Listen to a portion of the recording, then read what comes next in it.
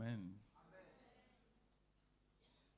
Ok, nous avons l'honneur d'avoir le pasteur principal Gonzalves Tovignonu de l'église Yahvé Rafa avec nous. C'est celui qui a joué au piano. Que quelqu'un acclame le Seigneur.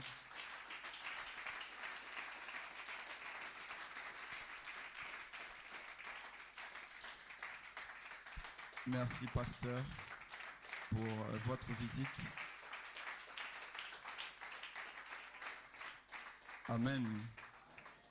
Merci de vous être levé pour honorer le roi de Dieu. Je ne le connais pas encore, mais je pense qu'à la fin, on va commencer à faire connaissance.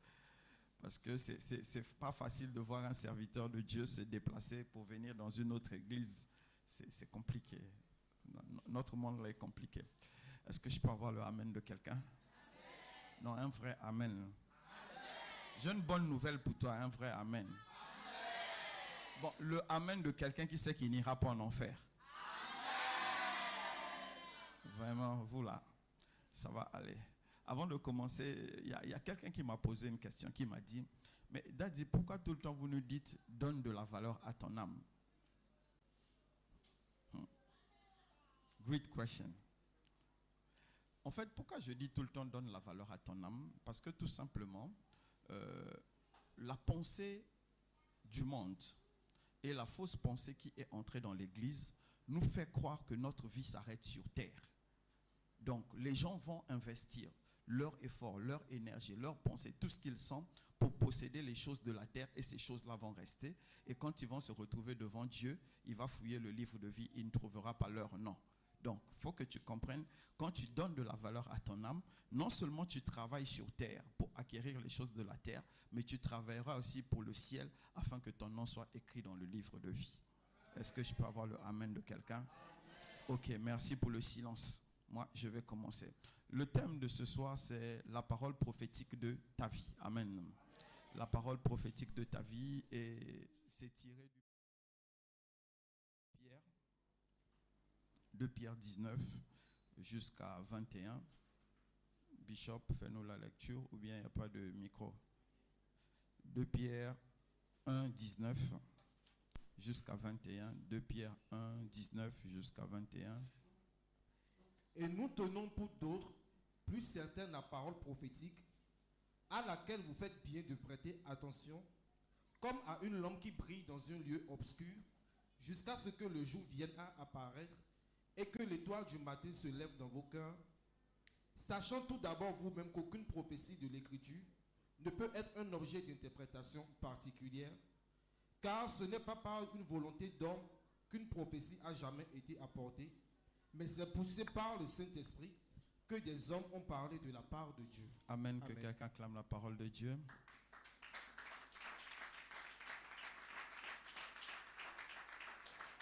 Souffrez, je vais enseigner. Au moins, cette fois-ci, je suis sûr, je vais réussir à enseigner. Je vais être très calme, je vais enseigner. Donc, souffrez, je vais enseigner parce que ce que je veux dire, il faut que ça entre non seulement dans notre tête, non seulement dans notre esprit, mais aussi dans notre tête. Amen. Ici, quand Pierre était en train de dire, donc quand vous allez remonter à 18, 17, verset 17, 18, plus haut, il parlait du Christ. Il dit qu'ils étaient au jardin avec le Christ et Dieu avait témoigné de Jésus-Christ. Et maintenant, Pierre est en train de dire, la prophétie dont il parle, c'est l'œuvre du Christ et le retour du Christ. Et il dit, vous faites bien de prêter attention à cette parole. Amen. Donc, nous devons vraiment faire attention et nous faisons bien de prêter attention à cette parole. Et il dit encore ceci. Il n'y a aucune prophétie, donc une vraie prophétie, qui vienne des hommes, qui ne viennent des hommes, mais toute vraie prophétie vient de Dieu. Amen. Donc écoutez-moi bien, ce n'est pas parce que quelqu'un te prophétise quelque chose, cela arrive, que forcément ça vient de Dieu. Merci pour le silence, ça va aller. Voilà, parce que il y a la femme qui fait lever les morts, la nécromancienne que Saul, le roi Saül, était allé consulter, a bien dit au travers de Samuel, ce soir, toi et tes fils, vous serez avec moi. Prophétie sur mesure. Il est allé voir la dame le matin, le soir, il était mort. Donc même les gens qui lèvent les morts, donc les nécromanciens, les faux prophètes et tout ça peuvent donner des prophéties sur mesure. Mais sauf que la prophétie de Dieu ne t'attache pas, elle te libère. C'est ça la différence. Amen. Vous allez comprendre quelque chose ce soir, c'est quel est le type de prophétie qu'il y a dans ta vie et quel type d'effort tu dois faire pour que cela puisse s'accomplir. Amen. Amen. La première chose, le premier point que je veux soulever, ne vous en faites pas, je ne vais pas être très long. Le premier point que je veux soulever, c'est la prophétie de la naissance. Est-ce qu'on peut nous afficher Jérémie 1,5? Affiche-nous Jérémie 1,5 et Bishop, tu prends Matthieu 1,20, 1,20, 21, Jérémie 1,5, la prophétie de la naissance.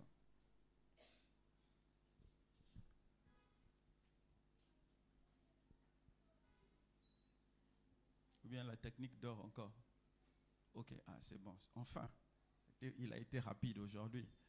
Avant que je ne t'eusse formé dans le ventre de ta mère, je te connaissais. Avant que tu ne fusses sorti de son sein, je t'avais consacré et je t'avais établi prophète des nations. Amen. Là, Dieu parlait, ça c'est l'exemple de l'Ancien Testament. Parle-nous de l'exemple du Nouveau Testament, le seul qu'on va prendre du Nouveau Testament.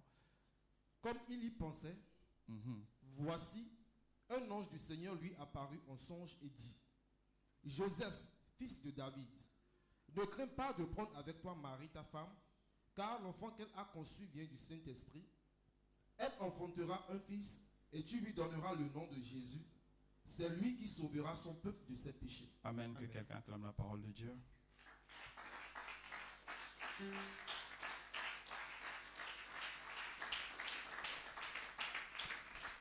Amen. Donc je disais la prophétie de naissance. Il y a certaines personnes, il y a une catégorie de personnes, avant qu'ils ne viennent au monde, Dieu annonce leur arrivée. C'est quoi la prophétie de naissance? La prophétie de naissance, c'est qu'il y a une parole qui précède ton arrivée sur terre. Amen. Et c'est le cas de Jérémie. Dieu avait choisi Jérémie depuis qu'il était dans le sein de sa mère, avant même qu'on l'ait formé, pour qu'il fasse quoi? Pour qu'il puisse être prophète de son époque, mais non seulement prophète en Israël, mais prophète sur des nations et même sur les temps. Amen. Et c'est pour ça que Jérémie avait été choisi. Donc Jérémie était une personne spéciale pour Dieu parce que à cause de l'arrivée de Jérémie, amen, Dieu devait changer les temps, les circonstances pour que l'arrivée de Jérémie puisse coïncider à la destinée de Jérémie. Amen. Oui, c'est ça quand tu es né pour.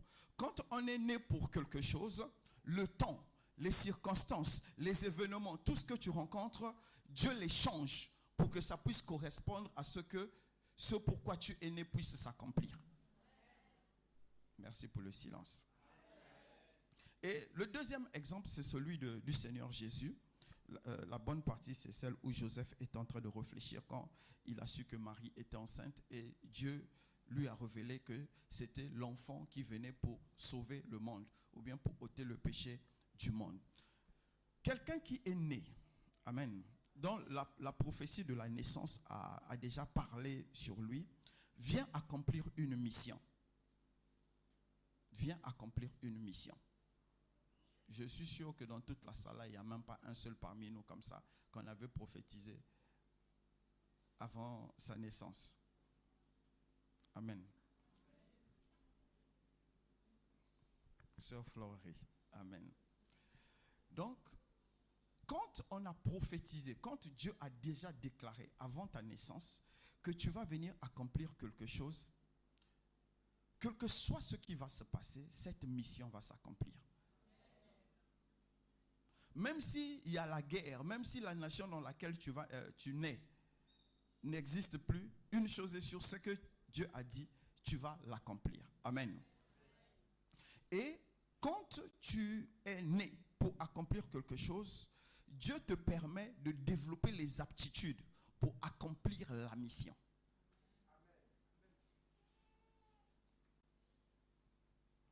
Alors, quand je parle là, c'est comme si ça ne concerne pas les gens. Les gens se disent, on n'a pas parlé de moi avant ma naissance, donc ça veut dire que je ne sers à rien.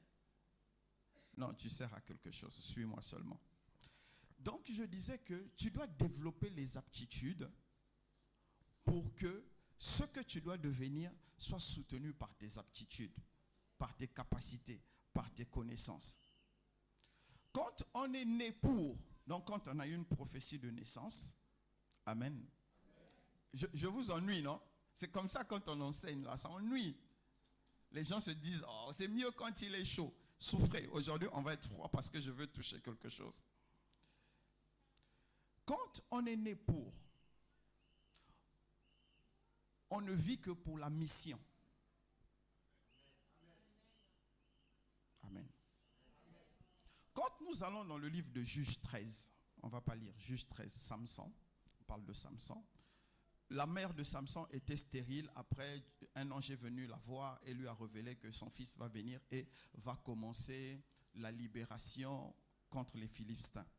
Tous les actes que Samson était en train de poser, il était conduit par Dieu pour commencer la libération d'Israël. Mettre le feu au renard, tomber amoureux des filles philistines, tout ce qu'il faisait, c'était pour pouvoir accomplir la mission. Donc quand quelqu'un est né pour quelque chose, tout ce qu'il est, c'est pour accomplir la mission pour laquelle Dieu l'a mis sur terre. Amen. Écoute-moi.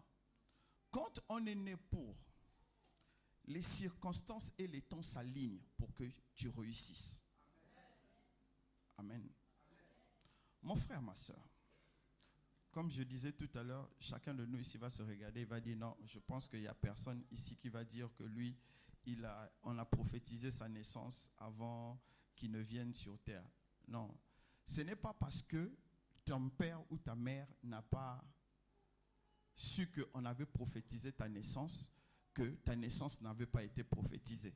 Peut-être que ce n'est pas arrivé à leurs oreilles. Mais je crois une chose, que chacun de nous ici a été désiré par Dieu pour accomplir quelque chose.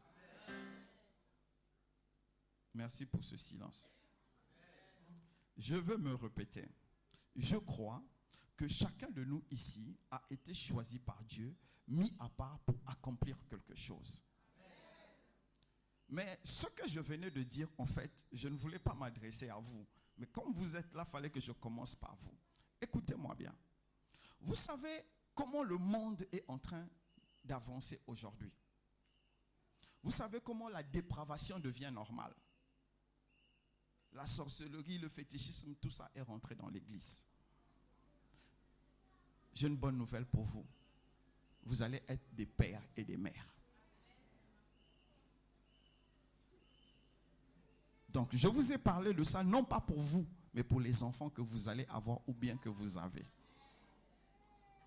Vous devez, en tant que chrétien, dans des temps difficiles, avoir des enfants qui sont précédés par une prophétie.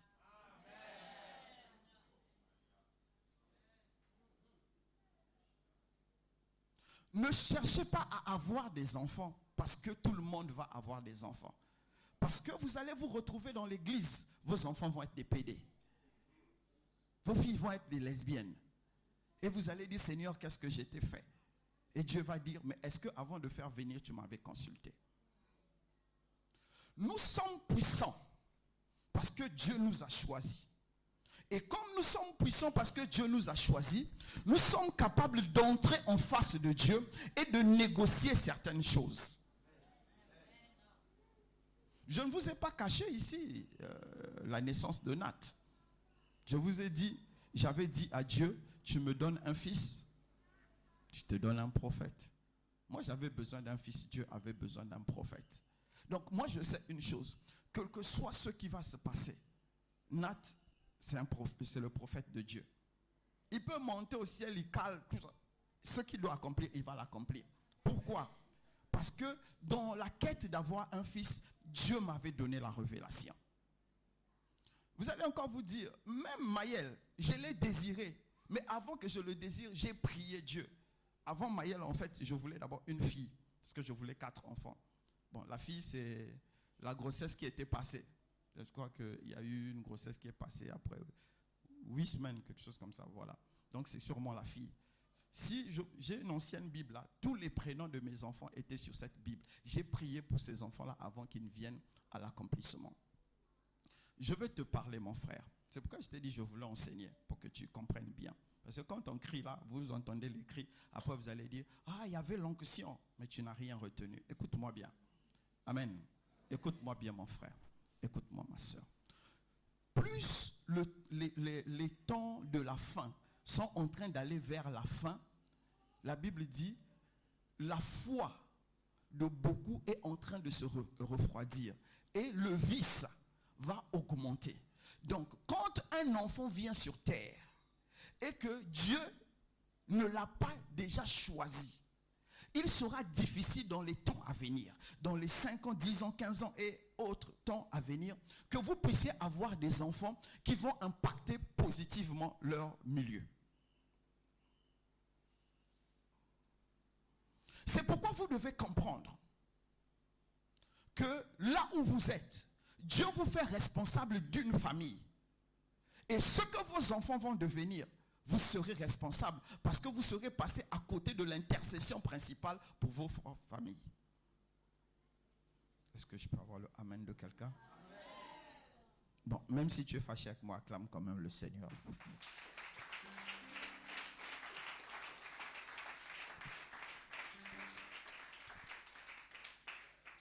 En tout cas, ça, c'est rentré. Maintenant, je vais passer à la deuxième partie. Ou bien, Coco? Voilà. Ça, j'ai appelé ça la prophétie sur la route. Amen. Oui, il y a la prophétie sur la route dont tu as déjà commencé.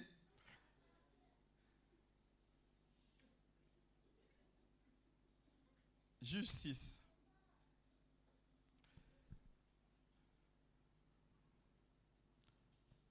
Juge 6, 1.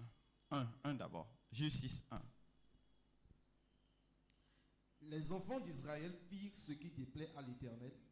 Et l'Éternel les livra entre les mains de Madian pendant 7 ans. Ok, super. Prends-nous maintenant 11 jusqu'à 12. Puis vint l'ange de l'Éternel, et il s'assit sous le térébinthe d'Ophra, qui appartenait à Joas de la famille d'Abiézer. Gédéon, son fils, battait du froment au pressoir pour le mettre à l'abri de Madian. L'ange de l'Éternel lui apparut et lui dit, l'Éternel est avec toi, vaillant héros.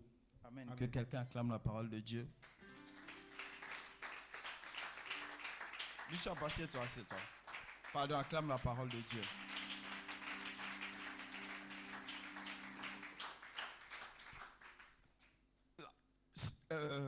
Juge 6, 1 dit ceci. Madian, qui était une cité puissante, avait soumis Israël. Pourquoi Madian avait soumis Israël? Parce que Israël s'était écarté de Dieu. Donc, il y avait un problème. Dieu est arrivé à un niveau où il voulait restaurer son peuple. Amen. Et le peuple soupirait après Dieu pour être restauré. Pourquoi j'ai appelé ça prophétie sur la route? Parce que la vie commence déjà et quelque chose t'attrape. La première partie de la prophétie sur la route, je vais te parler de la solution de Dieu. Il y a eu des choses qui se sont passées. Ce qui s'est passé là ne dépendait pas de Gédéon. C'est pourquoi il dit à l'ange, mais où sont les effets, les faits, les trucs, les gloires que Dieu, vous nous racontez que Dieu avait fait. Parce que la situation qu'ils étaient en train de vivre, Gédéon avait entendu que Dieu les avait sortis d'Égypte, Dieu avait combattu les fils d'Anak, tout ça, tout ça. Donc il se disait, mais le Dieu qui a fait ces grandes choses est où?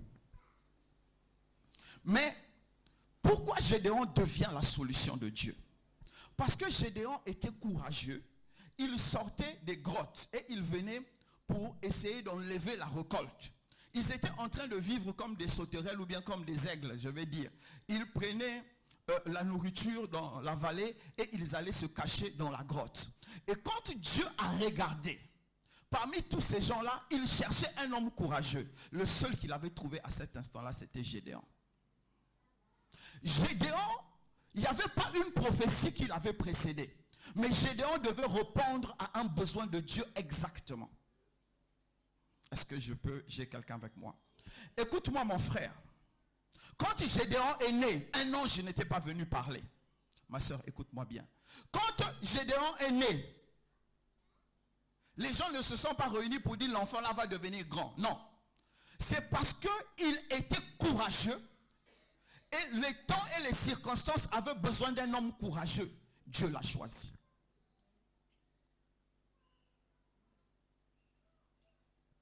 Amen. Pourquoi vous avez l'air triste? Bon, souriez d'abord. Ça va aller. Écoute-moi mon frère, écoute-moi ma soeur.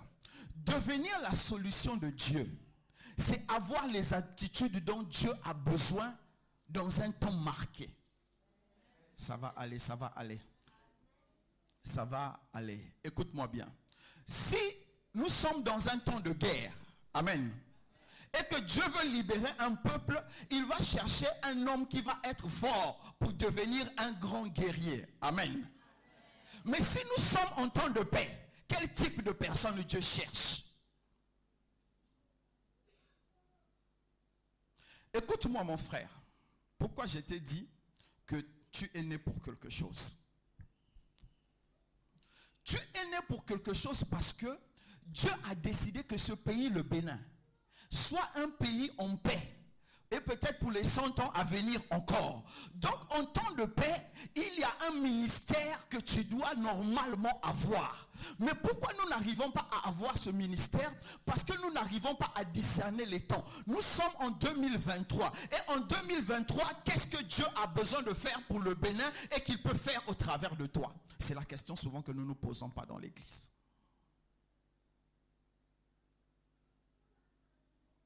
Écoutez. Quand Gédéon sortait des grottes et qu'il venait pour battre le froment, pour enlever... c'est un travail difficile, vraiment. Regardez sur Internet, vous allez voir c'est quoi. C'est un travail difficile. Et il descendait au risque de sa vie pour venir enlever la récolte pour qu'il ne meure pas de faim. C'était parce que les temps difficiles ont créé un homme qui était devenu courageux. Et dans son cœur, il avait cette pensée. Mais Dieu est où? Celui qui avait fait des exploits dans le passé. Donc il cherchait Dieu. Il disait, mais le Dieu qui a fait des exploits dans le passé, il est passé où? C'est ce que quand Dieu a regardé, il a dit, c'est l'homme qu'il me faut pour cette situation. Et la plupart d'entre nous, nous avons été choisis, mis à part, élevés, remplis du Saint-Esprit, remplis du sang de l'agneau, remplis de la parole. Mais nous ne sommes pas dans la pensée de Dieu pour le temps dont Dieu a besoin de nous. Vous savez, ce qui est bien dans l'église aujourd'hui, la seule période que nous pouvons discerner, c'est la période de mon travail, de mon mariage et de mon élévation. Le diable aussi donne ça.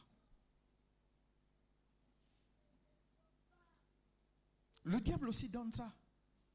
Comme j'écrivais à quelqu'un, je lui disais, si c'est la richesse, le diable donne ça. Il donne ça bien. Quand le diable t'enrichit là, c'est vraiment suivi d'aucun chagrin. Parce que tu vas bien vivre ça. Non, écoutez mes frères, écoutez mes soeurs.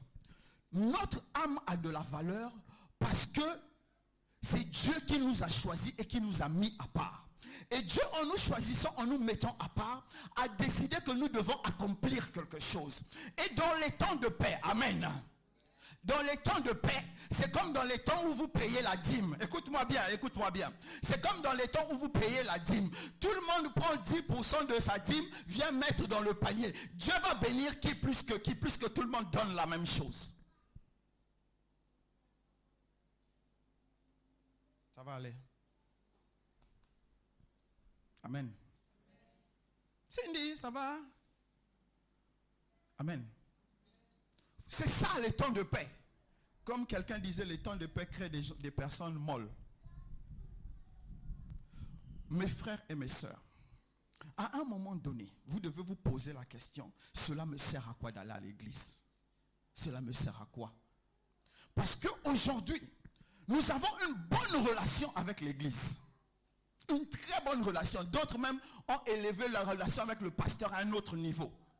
C'est comme si, comme le pasteur, tu as une bonne relation avec le pasteur, c'est que Dieu te connaît. Non, Dieu ne nous a pas appelés à avoir une bonne relation avec cette salle. Dieu ne nous a pas appelés pour que vous ayez une bonne relation avec moi. Mais Dieu vous a appelés à libérer votre esprit, à sonder les profondeurs de Dieu, à écouter la pensée de Dieu pour le temps présent, pour que vous puissiez être la solution dont Dieu a besoin pour les problèmes présents.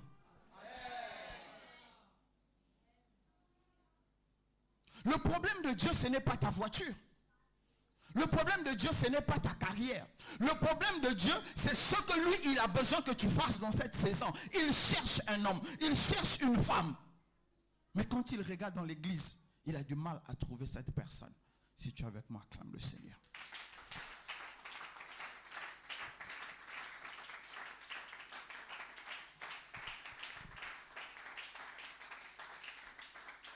Amen. Vous savez, vraiment, l'évangile de prospérité ne nous a pas aidés. Hein. Que Dieu ait pitié de son œuvre. Quand tu deviens la solution de Dieu, Dieu te prête ses capacités. Écoutez, regardez. L'ange dit à Gédéon, vaillant guerrier, va avec la force que tu as. Gédéon était vaillant, mais il n'était pas un guerrier. C'est le courage de Gédéon qui a fait qu'il venait dans la vallée, mais il n'était pas un guerrier. Mais l'ange dit quoi?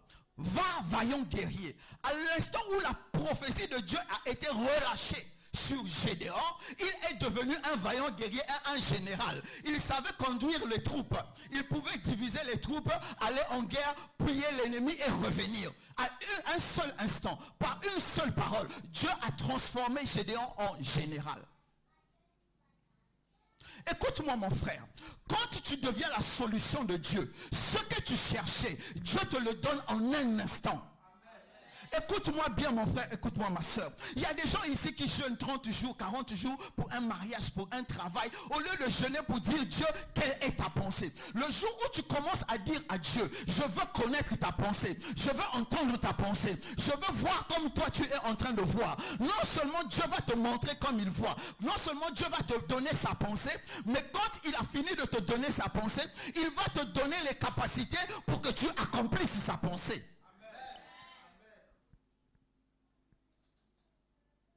Nous demandons l'équipement, mais nous refusons la mission. Si tu es avec moi, acclame le Seigneur.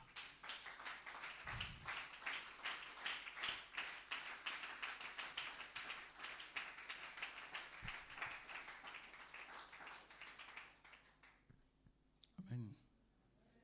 Vous savez, ça va aller. Gédéon n'était pas extraordinaire. Il y a plus que Gédéon ici. Mais il faut juste décider de se relever. Amen. Le deuxième point que je veux soulever. Bishop, prends la Bible. On va être un peu chaud. On va être un peu chaud maintenant. On a fini d'enseigner. On change maintenant. 1 Samuel 9, 15.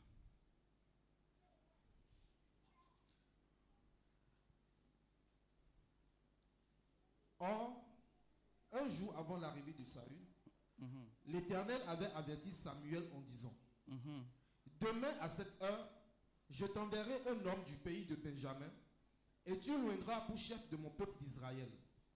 Il sauvera mon peuple de la main des Philistins, car j'ai regardé mon peuple, parce que son cri est venu jusqu'à moi. Amen. Que quelqu'un acclame la parole de Dieu.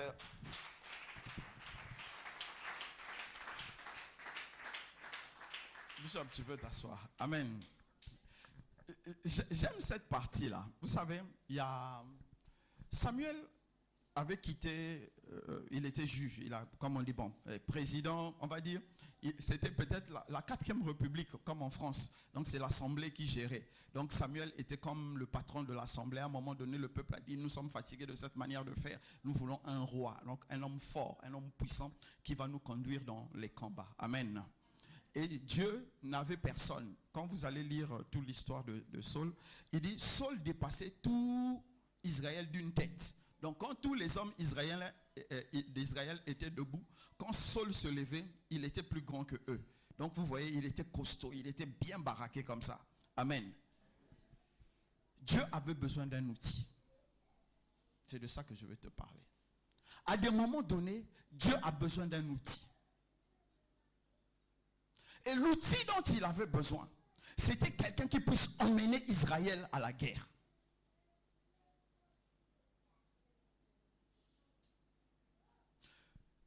À cet instant, Saul, il n'avait pas choisi d'être grand, il n'avait pas choisi d'être fort. C'était un don. C'était naturel pour lui. Mais qu'est-ce qui s'est passé? Dieu prête à l'outil sa force pour que l'outil devienne puissante. Quand je parle de outil, c'est comme vous voyez le marteau et tout ça. Un marteau n'est pas fort tant qu'on ne l'a pas soulevé. Et la force du marteau dépend de celui qui l'a soulevé, de comment il frappe. Vous êtes d'accord avec moi? Voilà. Donc l'outil, c'est Saul. À un moment donné dans notre vie, mes frères, avant que je continue, Dieu va nous utiliser comme un outil pour atteindre un but. Mais qu'est-ce qui s'est passé avec mon frère Saul? Oh. Saul a confondu les temps et les circonstances. Il a pensé que Dieu lui avait donné la royauté avec héritier à l'appui. Il s'est trompé. Quand on est un outil, on est utilisé pour un moment. Amen. Ah, je vais réveiller quelqu'un aujourd'hui. Regardez, dans Jérémie 27, le verset 6, Dieu dit, non, il dit, Nebuchadnezzar, mon serviteur. Un roi païen, Dieu l'appelle mon serviteur. Pourquoi? Parce que Dieu allait l'utiliser pour punir Israël. C'est un outil. Donc Dieu utilise les hommes comme des outils pour atteindre ses objectifs. Écoute mon frère, écoute ma soeur.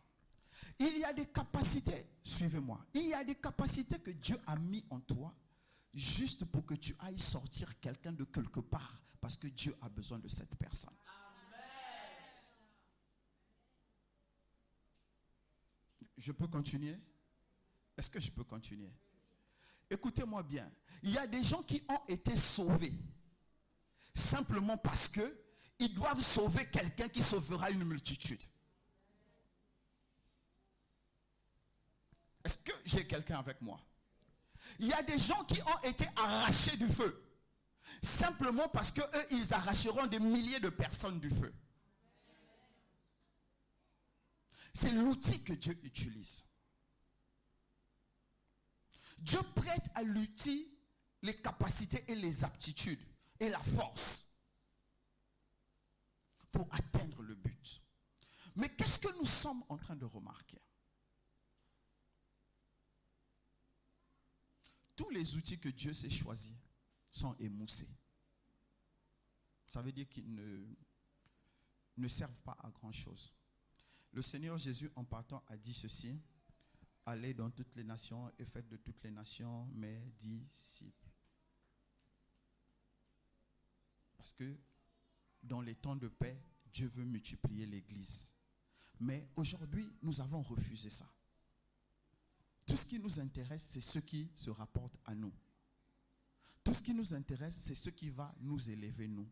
Tout ce qui nous intéresse, c'est ce qui va nous faire briller, nous. Mais ce qui Dieu désire, nous refusons. Amen. Amen. Amen. Quand tu es un outil dans les mains de Dieu, tu vas être choqué, mais ça va aller. Quand tu es un outil dans les mains de Dieu et que tu ne sers plus à rien à Dieu, Dieu te met à part. Bon, je ne vais pas trop parler. Il te jette.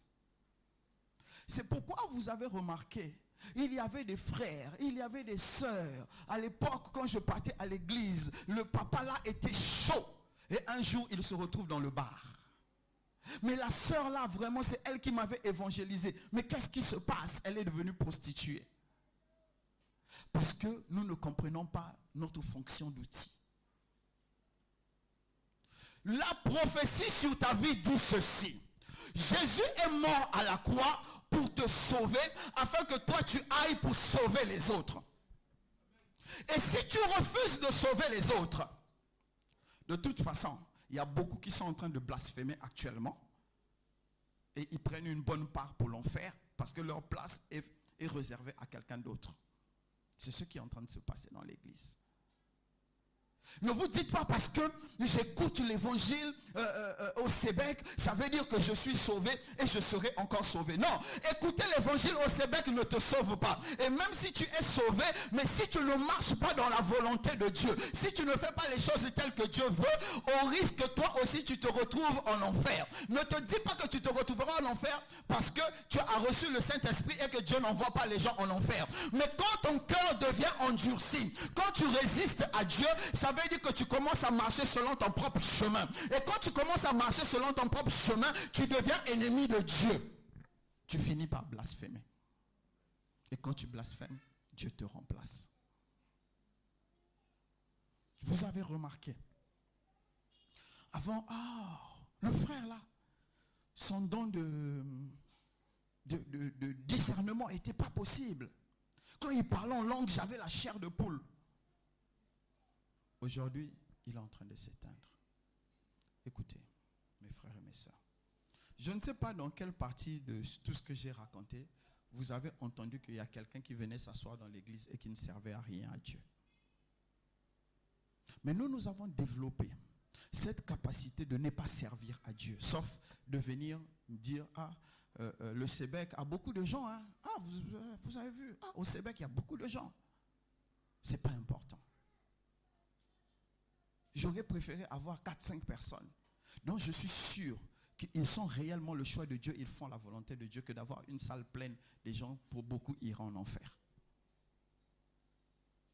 Et nous avons la grâce. J'ai dit souffrez, je vais enseigner. Nous avons la grâce d'entendre les choses qui doivent nous révolutionner.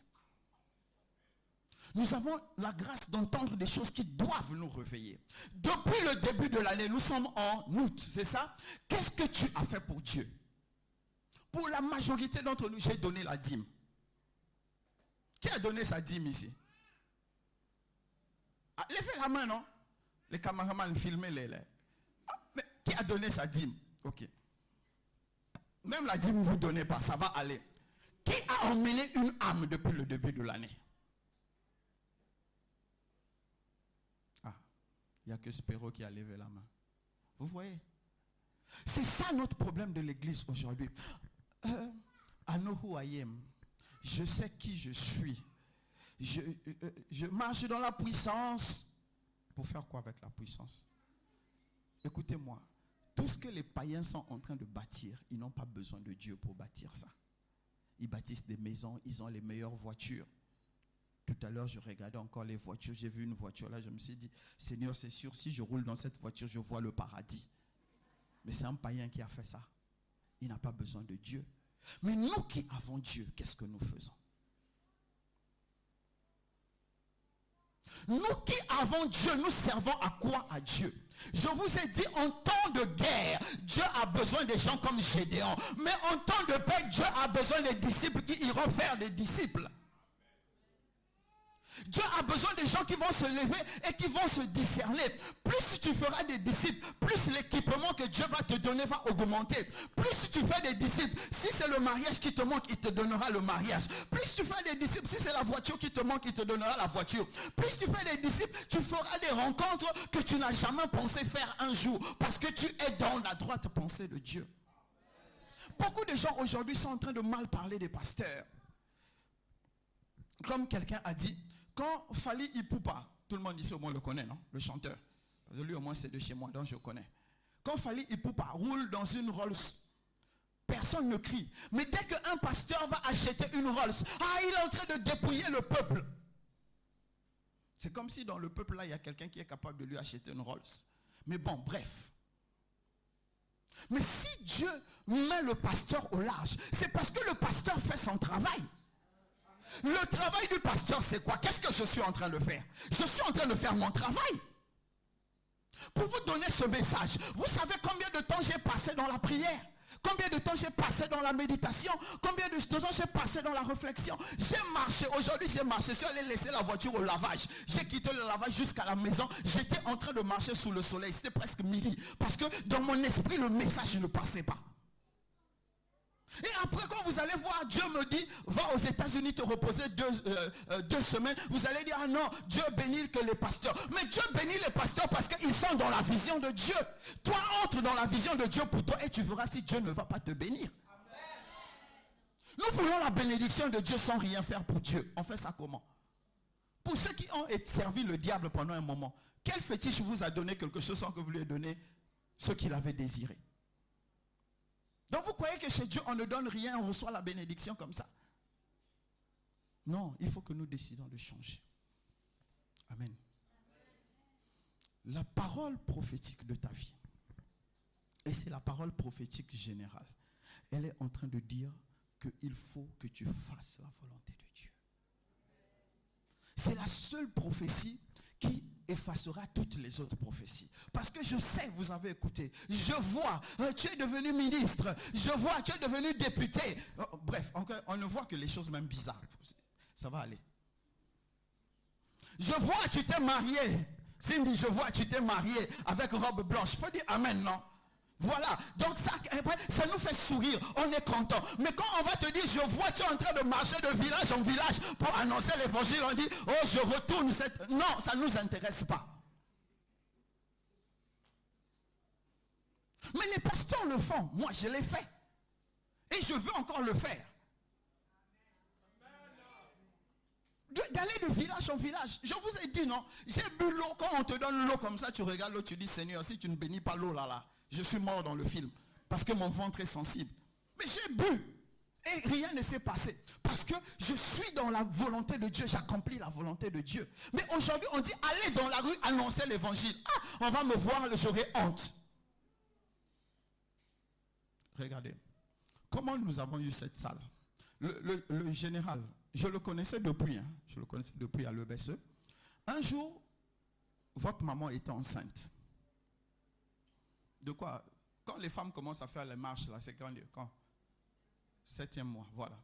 Donc, on a quitté la maison, donc tout droit, on marchait. On a marché. Donc, comme c'était Nat, je voulais là, quoi. Donc, quand Nat est arrivé, elle était dans le ventre là. Moi-même, je veillais, marche, j'étais là. C'est Maëlle, je n'ai pas fait les marches. Mais pour Nat, j'ai marché. Et on est arrivé au coin ici, au coin de l'école là, au coin, l'école qui est ici là, au coin. Il y a une merco qui vient nous serrer. Je me souviens bien. Je dis à ma femme, pardon, il y a les gens qui boivent sodabi. Mets-toi de côté, ils n'ont qu'à passer, nous on va continuer. Parce que ce que tu portes là, c'est important. Boum, la merco s'arrête. Une dame sort. Et on voulait continuer. Elle dit, s'il vous plaît. Je dis, ah, ok. Je me suis dit, ah, peut-être qu'elle me reconnaissait. Elle me dit, ah, excusez-moi. Je vais vous demander quelque chose. Je dis, d'accord. Elle me dit, mon Dieu m'a dit de prier pour cette femme. Si vous êtes chrétien ou pas.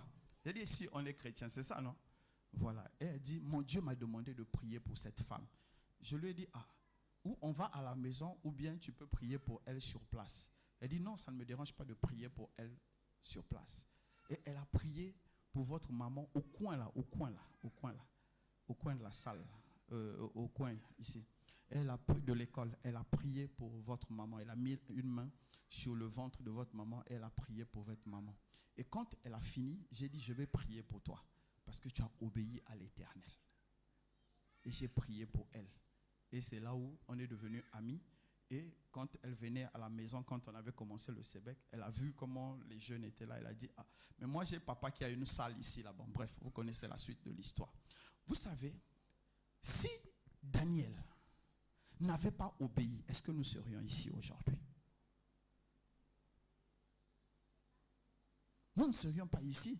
Je n'aurais jamais osé aller demander au général une salle. Parce qu'on n'avait pas ce type de relation.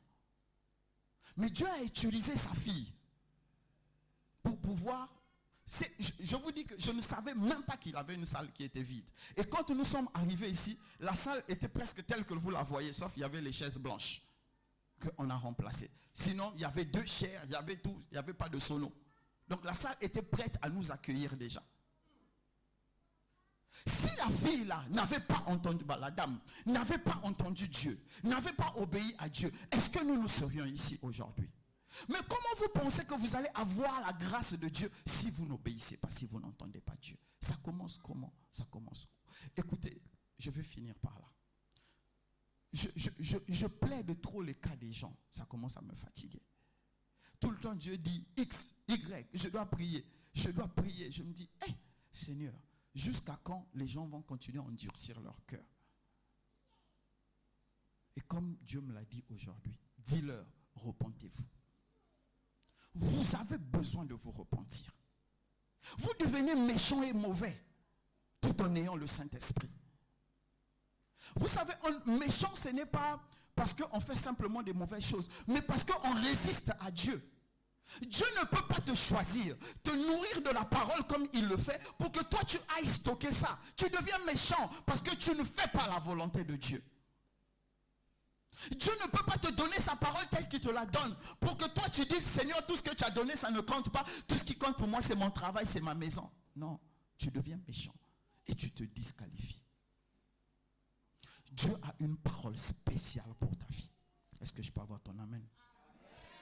Dieu a une parole spéciale pour ta vie. Mais cette parole-là, aucun prophète ne peut te donner ça. Vous savez, même moi-même quand je prophétise, je ne peux pas te donner la promesse que Dieu a mise sur toi. Moi, quand j'ai reçu la promesse de Marc 6, là, j'étais seul. Mais j'ai rencontré les prophètes. Ils ne pouvaient pas me donner ça parce que c'était moi, ma relation avec Dieu, et je pouvais être seul à entendre cette promesse-là. Donnez-leur vous-même à manger. J'étais seul. Il faut que toi-même tu sois seul face à Dieu pour entendre certaines choses. Et quand le prophète vient, il confirme ce que tu as déjà entendu de la part de Dieu. Mais nous voulons que le prophète dise quelque chose qui nous surprend nous-mêmes, alors que Dieu n'est même pas concerné. Et à la fin, tu vas dire, j'avais sémé. Et après, quand tu n'as pas vu ça, tu es frustré. Mais est-ce que ce qui a été dit, ton cœur a confirmé ça? Mes frères et mes sœurs, Dieu a une destinée à accomplir dans chacun de nous. Dieu t'a aimé le premier. C'est pourquoi il a donné Jésus-Christ, qui est mort à la croix, ressuscité au 3e jour. 40 jours plus tard, il est allé s'asseoir à la droite de Dieu, intercédant pour nous. Donc ça veut dire que ta vie a de la valeur devant Dieu. Mais la valeur de ta vie sera déterminée par rapport au travail que tu fais pour Dieu chaque jour. Quel est le type de travail que tu es en train de faire pour Dieu? Pour que quand Dieu regarde la terre, il dise, voici mon serviteur, voici ma servante en qui je prends plaisir. Quel type de travail tu fais? Nous sommes devenus des païens qui disent Jésus. Nous venons, nous écoutons et nous partons. Et quand Dieu nous bénit même, on ne comprend même pas la portée prophétique de la bénédiction. Écoutez-moi, je vais m'arrêter par là. Chaque bénédiction que tu recevras de Dieu, il y aura toujours une partie pour l'œuvre qui t'a permis d'être béni. Le jour où tu refuses d'apporter la partie de l'œuvre, parce que Dieu bénit pour que tu emmènes dans son œuvre, pour que son œuvre avance. Le jour où tu arrêtes de donner la partie là, sache que tu ne dureras pas, tu vas sécher. Amen. Que tu dises amen ou pas, je te dis ça quand même. Deuxièmement, quand vous bâtissez des familles, Dieu vous permet de bâtir des familles tout simplement parce que Dieu veut agrandir son troupeau pour qu'il y ait plusieurs personnes qui puissent influencer les nations. Donc vos familles doivent servir pour la gloire de Dieu. Est-ce que je peux avoir le amen de quelqu'un? Comme j'ai parlé, j'ai dit amen, la famille, vous trouvez maintenant que c'est bon. Parce que j'ai dit, quand je dis apportez vos biens, vous trouvez que c'est mauvais. Vous avez attaqué les dîmes ici. Prenez Galates 6.6. Non. Il faut leur afficher Galates 6.6. Galates 6.6 est en train de dire, vous devez me faire normalement une part de vos biens. Donc il y a une partie de vos biens. Comme vous ne voulez pas payer la dîme, donnez-moi une partie de vos biens. Je n'ai pas honte, je vous le dis. Si vous ne me donnez pas la dîme, vous ne me donnez pas une part de vos biens. Vous êtes en train de pécher, non pas contre moi, mais contre celui qui a écrit la loi. Je vais m'arrêter là. Je disais, vos familles doivent servir pour la gloire de Dieu. Je vais encore continuer. Votre élévation, votre accomplissement doit servir pour la gloire de Dieu. Je vais parler de l'élévation et de l'accomplissement. Tu vas être à un poste, tu vas être directeur, DG ou bien bref, juste simple secrétaire. Le poste que tu occupes, Dieu doit voir sa gloire. Et comment Dieu doit voir sa gloire? Parce que tu peux parler de lui ou tu peux le démontrer. Si tu fais ni l'un ni l'autre, tu finiras par perdre le poste. Parce que quand tu ne peux pas parler, parce qu'il y a des postes quand tu occupes, les gens là sont tellement satanistes, tu ne peux pas leur parler de Jésus. Mais quand ils te rencontrent, quand ils te voient, ils sentent qu'il y a quelque chose de différent sur toi. Parce que comme tu ne peux pas parler, mais tu jeûnes, tu pries, et quand tu arrives à ton poste, tu tapes ça. Quand quelqu'un vient là, il trouve qu'à ton poste, il y a la paix. Il finit par te dire, qu'est-ce que tu mets ici pour avoir la paix? Tu as évangélisé. Donc tout ce que Dieu nous donne, c'est pour sa gloire. Toute personne qui décide de retenir la gloire de Dieu se disqualifie de la grandeur de Dieu. Je ne sais pas tu es appelé à faire quoi. Moi aussi, j'étais dans une foule un jour. Je ne savais pas que j'allais me retrouver dans un pays comme le Bénin. Et même si quelqu'un m'avait dit tu vas te retrouver au Bénin, j'allais refuser. J'avais déjà avoir du mal à trouver ça sur la carte. Encore là, j'allais dire c'est une fausse prophétie.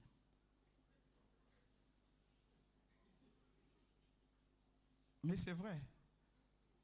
Le Bénin, c'est un petit pays. Le Togo, c'est pire. On a du mal à trouver ça. Parce que vous êtes au Bénin, vous trouvez qu'on trouve facilement le Bénin. Allez hors du Bénin, on vous donne le Bénin, on ne sait pas.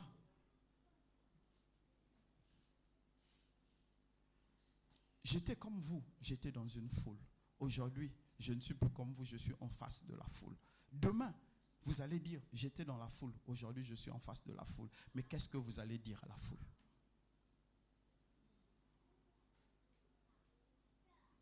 Mon frère, ma soeur, Dieu a une parole pour toi. Et cette parole, c'est celle qui va faire que tu seras la joie de Dieu. Celle qui va faire que tu seras le plaisir de Dieu. Celle qui va faire que quand Dieu va te regarder, il va encore plus t'aimer. Il va te permettre de t'accomplir. Cette parole, tu ne peux la trouver que dans le cœur de Dieu. C'est pourquoi je veux te dire, arrête de chercher les choses de la terre. Commence d'abord par chercher Dieu. Seigneur, qu'est-ce que tu dis? Nous sommes dans quelle saison? Comment je peux te servir? Nous avons sauté, nous avons crié, nous avons prophétisé. Mais à un moment donné, devenons conscients. À quoi je sers? Je sers à venir m'asseoir dans la salle. Pour qu'on dise, ah, quand vous allez au Sébec, la salle est pleine. Donc tu es là pour me donner, moi, du volume. C'est ça ta vie. Ta spiritualité, c'est venir t'asseoir pour m'écouter. Ça va aller. Que Dieu soit glorifié. Est-ce que quelqu'un peut acclamer le Seigneur? Si tu es avec moi, acclame le Seigneur. On va se lever. Ça va aller. On va se lever. Ah, mais lève-toi en acclamant le Seigneur. C'est quoi? Que quelqu'un acclame le Seigneur avec des cris de joie. Avec des cris de joie, acclame le Seigneur Jésus. Avec des cris de joie, acclame le Seigneur Jésus.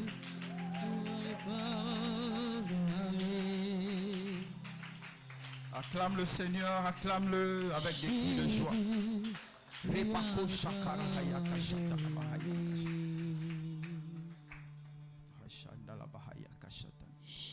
Commence à parler au Seigneur. Je ne sais pas qu'est-ce que tu as retenu.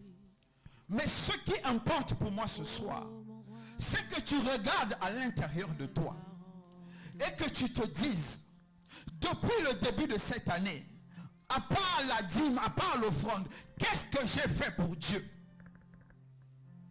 Est-ce que si le Christ revenait aujourd'hui, à cet instant, il serait fier de moi? Commence à te parler. Commence à te regarder. Commence à te poser la bonne question. Quel est mon apport pour l'œuvre de Dieu? Quel est mon apport pour le royaume de Dieu? Quel est mon apport pour Dieu? Comment Dieu peut être fier de moi? Comment je me distingue des autres? Commence à te parler.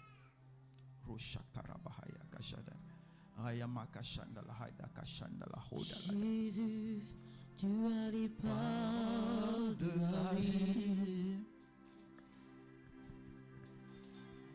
Jésus, tu as les paroles de la vie.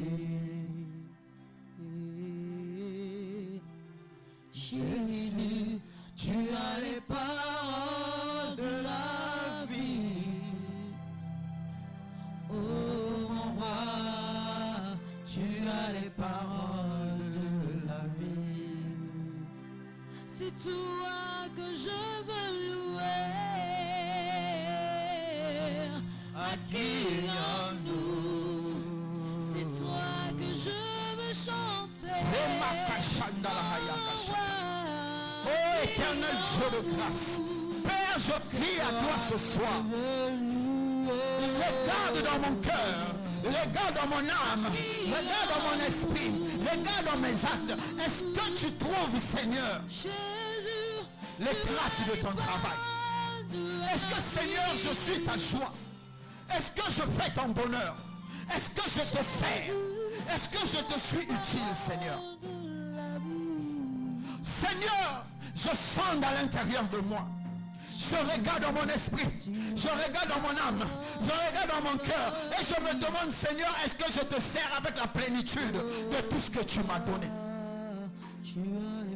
Est-ce que quand tu me regardes, tu dis, bon et fidèle serviteur? Ou bien quand tu me regardes, tu dis, voilà un de plus qui me déçoit.